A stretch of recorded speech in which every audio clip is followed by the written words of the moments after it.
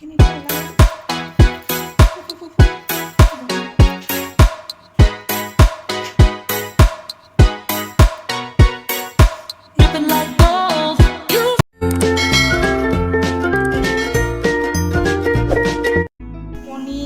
দিম মই এয়া হালধি পাত লৈছোঁ কাৰণে লাগিব পিঁয়াজ কাটি লৈছোঁ এটা নেমু লৈছোঁ জাষ্ট অলপ বাকলি সৰহকৈ থকা ফ্লেভাৰটোৰ কাৰণে যদি কুমলীয়া নেমু পাত থাকে সেইটো দিব পাৰে তাৰপিছত জলকীয়া কাটি লৈছোঁ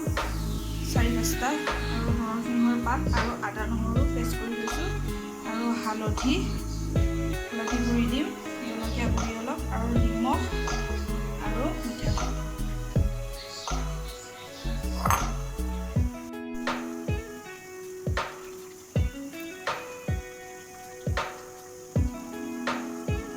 মিঠাতেল মিক্স কৰি ল'ম হাতখন ধুই ল'ব লগা হ'ল হালধি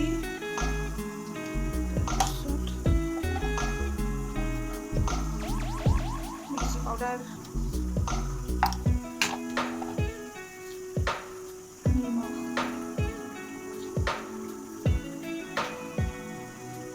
নহৰু ধনিয়া পাত্তা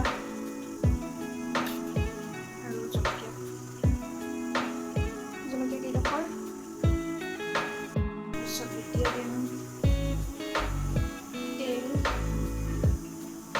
মিঠাতেল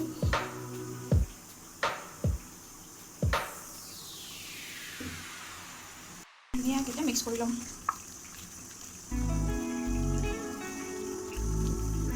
পানী দিছোঁ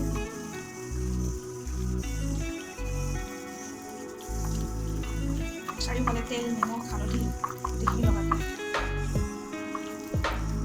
মিক্স কৰি ল'ম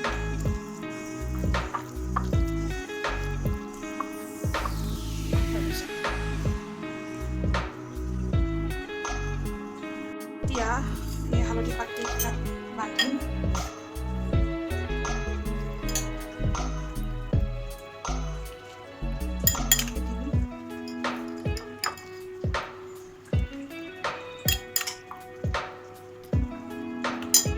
তলৰ ফালে খুন্দিব লাগিব পাত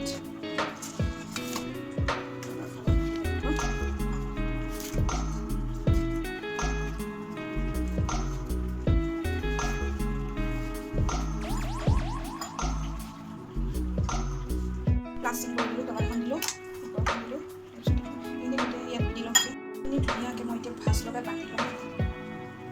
এনেধৰণে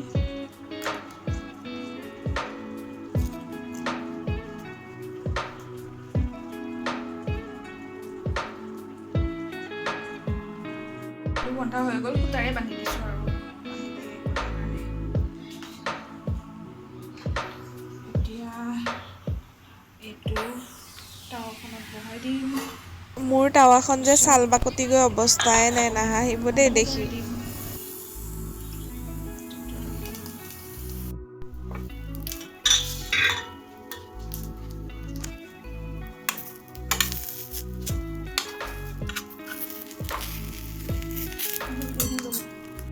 মোৰ অলপ বেয়া হৈছে হাতেৰে ধৰিব লগা হৈছে উল্টাটো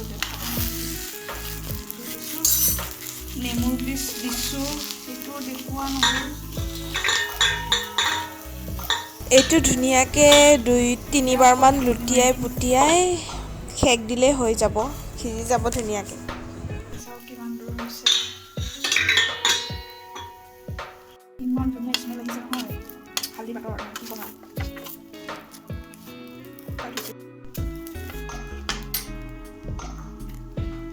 আৰু এবাৰ 2 মিনিটমান সময় ৰাখি দিওঁ পূৰা ল' ফ্লেম এইবাৰ হৈ গৈছে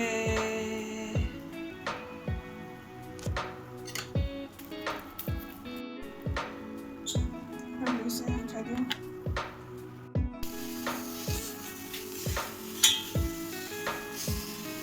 নমাই দিছোঁ পানী আছে হালধি পাতৰ ইমান ধুনীয়া স্মেল ইমান গৰম হৈ আছে